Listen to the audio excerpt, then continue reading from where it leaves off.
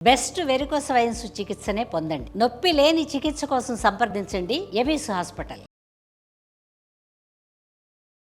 నమస్తే రమగారు. నమస్తే జయ. ధనుర్మాసంలో ఎక్కువగా మనము గోదాదేవిని తలుచుకుంటాం రమగారు. ఆవిడే తిరుప్పావై రచించి ప్రతిరోజు ఒక పాసురం చదివి స్వామిలో అంకితమైపోయారు కదా రమగారు. అసలు ఆవిడెవరు, ఆవిడికి సంబంధించిన కథ ఏంటి? విశేషంగా చెప్పబడేటువంటి పన్నిద్దరు ఆళ్వార్లుగా చెప్పబడుతున్నటువంటి 12 మంది విష్ణు భక్తులు, మహావిష్ణు భక్తులైన వాళ్ళు 12 మంది చెప్పబడతారు. వాళ్ళలో ఒకరు గోదాదేవి, ఒకే ఒక్క స్త్రీ భక్తురాలు. మిగతా వారంతా అందరూ పురుషులే. అందరూ పురుషులే. 11 మంది వాళ్ళు, 12వది అమ్మ. అయితే ఈమె ఈ 10 మంది ఆళ్వార్లలో ఒకరైనటువంటి పెరియాళ్వారికి దొరికింది. ఈమె అయోనిజగా జన్మించింది అని చెప్తారు. ఆమె ఎవరి సంతానమో తెలియదు. ఈ పెరియాళ్వారిని విష్ణు చిత్తులు అనేవారు. భగవంతుడిని, విష్ణువునే మనస్సులో ఉంచుకునేవారు. వారు వివాహితులుగా చెప్పరు, వివాహితులు కాదు. తన జీవితాన్ని విష్ణువుకే అంకితం చేసి ఉన్నారు. శ్రీవిల్లిపుత్తూరు అనే గ్రామంలో వటపత్ర సాయికి దేవాలయం ఉన్నదట.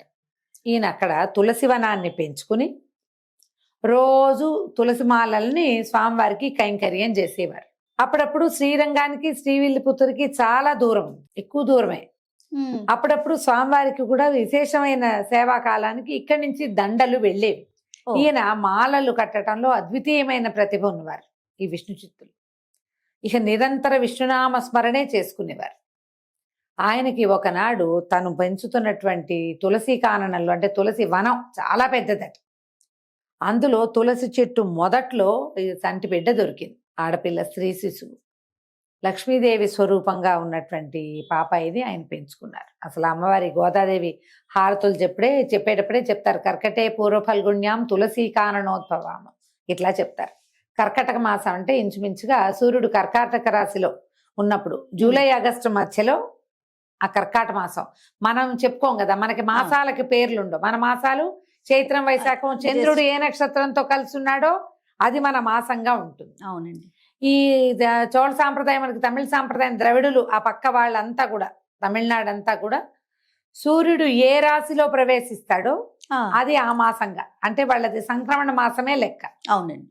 ఆ మాసాల లెక్క ప్రకారం కర్కాటక మాసంలో, కర్కట మాసం అంటారు, అందులో పూర్వ ఫల్గుణి నక్షత్రంలో, పుబ్బా నక్షత్రం, ఆ నక్షత్రంలో ఈవిడ జన్మించారు. పూర్వ ఫల్గుణి, ఉత్తర ఫల్గుణి అంటాం కదా.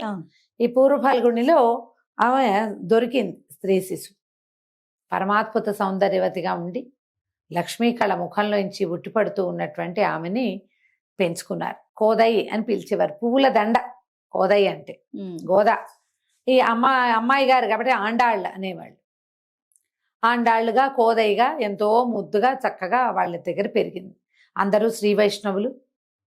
ఎవరికి వచ్చింది వాళ్ళు అమ్మాయికి నేర్పుతూ ఉండేవారు. ఒక చిన్న పాపాయి తిరుగుతూ ఉంటే ఏముంది, గలగలమని గజలు గాజులు ఆడిస్తూ ఆడపిల్లలు తిరుగుతుంటే సంతోషంగా ముచ్చటగా ఉంటుంది. వీళ్ళు స్వామివారి సేవా కాలం అంతా వాళ్ళు పైకి చెప్పుకునేటువంటి నాలాయిరాలని బోలెడని రకాల దివ్య ప్రబంధాలు అవి వాళ్ళంతా చదువుతూ ఉంటే, తర్వాత కృష్ణాష్టకము అవి చదవబడుతుంటే అవన్నీ వింటూ పెరిగింది ఆమె. మెల్లిగా తండ్రితో పాటు తులసి తోటలోకి వెళ్ళి తులసి సేకరించుకురావటం, దండలు అల్లటం నేర్చుకుంది. ఆడపిల్లలు అట్లాంటి పనులు చేస్తే చక్కగా ముచ్చటగా బాగుంటుంది. ఇవిడ అందంగా దండలు కట్టడం చక్కగా నేర్చుకుంది తండ్రి దగ్గర నుంచి. ఇంకా బాగా, ఇంకా ఆడపిల్లలకి కొత్త కొత్త ఐడియాలు వస్తాయి కదా, ఆర్టిస్టిక్ ఐడియాలు వస్తాయి ఆడపిల్లలకి. అవును. ఆమె ఇంకా ఎంతో నైపుణ్యంతో కళాత్మకమైన దండలు కట్టేది. ఈ దేవాలయం పక్కనే కృష్ణుడు ఉన్నాడు కదా, వటపత్ర సాయి, వారికి సమర్పించేవాళ్ళు. బాగుండేది. మెల్లిగా ఈ కృష్ణగాథలు విని విని విని విని అమ్మాయికి వ్యక్తత వచ్చేసరికల్లా కృష్ణుడిని పతిగా భావించడం మొదలుపెట్టింది ఆవిడ. ఆయనని, భగవంతుణ్ణి భర్తగా భావించడం మొదలుపెట్టింది. మెల్లిగా దండలు కట్టేది. ఆ కట్టిన దండ వేసుకుంటే ఎట్లా ఉంటుందో ఒంటి మీద పెట్టుకుని చూసుకుని బావి నీళ్లలో చూసుకునేదట. తన ప్రతిరూపం చూసుకుని అదేలేండి సంతోషించి స్వామికి వేసేది, స్వామివారికి పంపించేది. అదేలే పంపించేది. ఒకనాడు శ్రీరంగానికి ఈ దండలు వెళ్ళినప్పుడు మామూలుగా వెళ్తుండేది. ఆ దండ ధరించినప్పుడు స్వామివారు చాలా ప్రసన్నంగా కనపడేవారు. విగ్రహంలో సుప్రసన్నత కనపడేది. ఒక్కనాడు ఈయన పెరియాళ్ళవారు తన ఆ కూతురు ఇచ్చినటువంటి ఆ దండల్లో ఒక వెంట్రుకని చూశారు. అదేదో చిన్న ముక్క కాదు, పొడవాటి వెంట్రుక.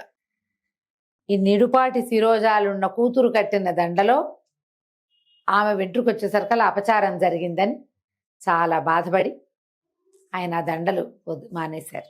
స్వామివారు చాలా చిన్నపుచ్చుకున్నారట ఆ రోజు, దండ వేయలేదని. 2 సార్లు 3 సార్లు అయ్యేసరికల్లా ఆయనకి తెలిసింది ఇదేదో పొరపాటున జరగటం కాదు, ఇక్కడ ఏదో తేడా జరుగుతుందని.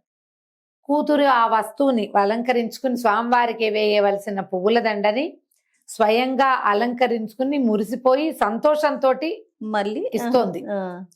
ఆయన ఇంత అపరాధం జరిగిందని ఆయన ఎంతో బాధపడ్డారు. ఈ అమ్మాయి ఏమో నేను కృష్ణునే వరించాను, ఆయన్నే వివాహం చేసుకుంటానంటూ. ఈయన చాలా చిన్నబుచ్చుకుని భగవంతుడికి క్షమాపణలు చెప్పుకుంటే ఆనాటి రాత్రి కల్లోకి వచ్చారట. నాకు ఆ దండే కావాలి, ఆమె ధరించిన దండ కావాలి, నాకు అదే నాకు సంతోషాన్ని కలిగిస్తుందని స్వామివారు చెప్పి ఆమెను నాకు తెచ్చి సమర్పించమని ఆజ్ఞిస్తే పెళ్లికూతురుని చేసి ఈ గోదాదేవిని స్వామివారికి అప్పచెప్పారు. ఎప్పుడైతే ఈ అమ్మాయికి ఈవిడ గోదాదేవికి ఈ కృష్ణుడే పతిగా కావాలన్న ఊహ రావటం మొదలైందో, వచ్చిన తర్వాత ఆమె ఏం చేసేది, కృష్ణుణ్ణి భర్తగా పొందటం కోసం ఈ తిరుప్పావై వ్రతాన్ని ఆచరించింది. 1 రోజుల పాటు రోజు స్వామివారిని సేవించి, ఆ సేవించడానికి సేవకి వెళ్దాం రమ్మని స్నేహితురాళ్ళని పిలుస్తుంది. ఆ కృష్ణుడు నందగోపుని కుమారుడు, ఆ యశోదాదేవి కొడుకు, ఆయన నిద్రలేపుదాం రండి, ఆయన మనకి అవన్నీ జీవితంలో మనకు కావాల్సినవన్నీ ఆయనే ఇస్తాడు. ఇట్లా పిలుస్తూ నీలాదేవి అని కృష్ణుడితో ఉన్నటువంటి నీలని కూడా పిలుస్తుంది. నీలాదేవి ఆయనతో పాటు ఉంది, కృష్ణుడితో నిద్రిస్తోంది. అవును, ఆయనకి భార్యలు ఉండటము, ఆయన దేవేర్లతో సేనించి ఉండటము ఈవిడికి తెలుసు. ఆయనే తనకు కూడా కావాలి. ఆ నీలా, ఓ అమ్మ నీలా, నువ్వు నిద్రలేవమ్మా, నువ్వు కాస్త తలుపు తీవమ్మా, అలాంటి పదాలు కూడా కనపడతాయి ఆ పావసరాలు.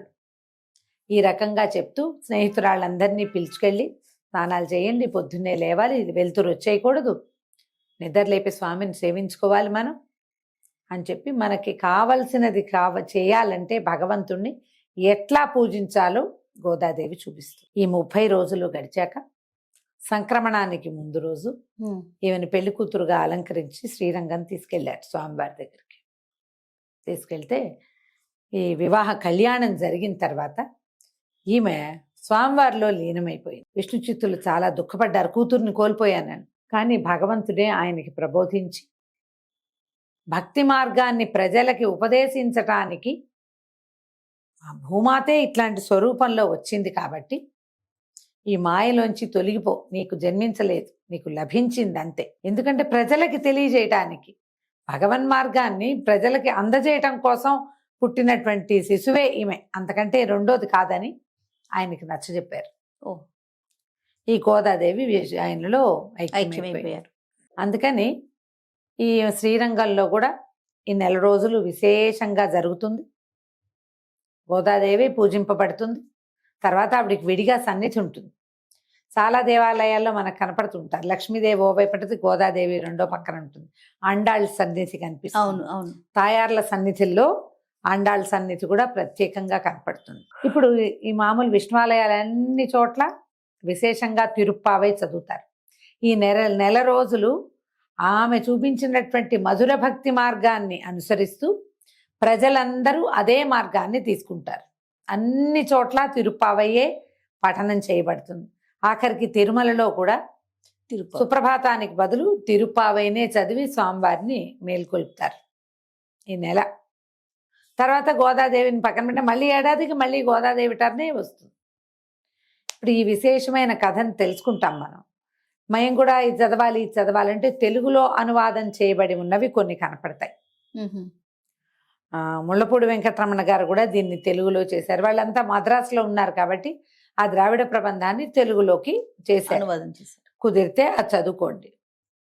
లక్ష్మణ యతీంద్రులు అంటే మన ఏమనాలి, వాసుదేవాశ్రమానికి చెందిన వారు, మనకి పెదముత్తేవి గ్రామానికి చెందిన గురువు గారు, వారిది రసధుని పేరుతోటి ఒక పుస్తకం ఉంది. అది తెలుగులోనండి? అది కూడా తెలుగులో ఉంది. దేవులపల్లి కృష్ణశాస్త్రి గారు రాశారు తెలుగులోకి. అవి కూడా చదువుకోవచ్చు. లేదు తిరుప్పావై ద్రావిడ ప్రబంధం ఏం చదువుతారో దాన్నే మనం వినొచ్చు. లేదు ఇవేం చెయ్యం మనం. విష్ణు సహస్రనామం చదువుకోవచ్చు చక్కగా, అవును. నెల రోజులు చదువుకోవచ్చు కదా, హాయిగా చదువుకోండి. భగవంతుణ్ణి ఎన్ని విధాల ఎన్ని రకాలుగా అయినా భావించవచ్చు, ప్రేమించవచ్చు. మనం వ్యక్తుల్ని వ్యక్తిగా స్వీకరించలేం, కానీ భగవంతుడు మాత్రం మనని మనగానే స్వీకరిస్తాడు. మనకెంతసేపు వాళ్ళు అలా ఎందుకు లేరు, ఇలా ఎందుకు లేరు, ఇలా ఉంటే బాగుండేది, అనిపిస్తుంది. అట్లా ఉంటే బాగుండేది, ఇలా చేయకుండా అలా ఎలాగో చేస్తే బాగుండేది, ఊహలు ఉంటాయి మనకి. భగవంతుడికి అదేం లేదు. ఎవరు భక్తి ఏదైతే అది స్వీకరిస్తాడు ఆయన. అట్లా స్వీకరించబడిన ప్రేమే గోదాదేవి. ఆమె చెప్పిన ఈ 30 పాసురాలు చక్కగా వినసొంపుగా ఉంటాయి. అర్థం చెప్పేవాళ్ళు దొరికితే అర్థము తాత్పర్యము లక్షణంగా తెలుసుకుందాం, ఎంతో బాగుంటుంది. అవకాశం ఉంటే చేసుకుందాం. మిమ్మల్ని చదవమంటల్లా నేను, వినమంటున్నాను అంతే. అది Right. కథ. సంతోషం రమ్మ గారు. నమస్తే. నమస్తే జయ.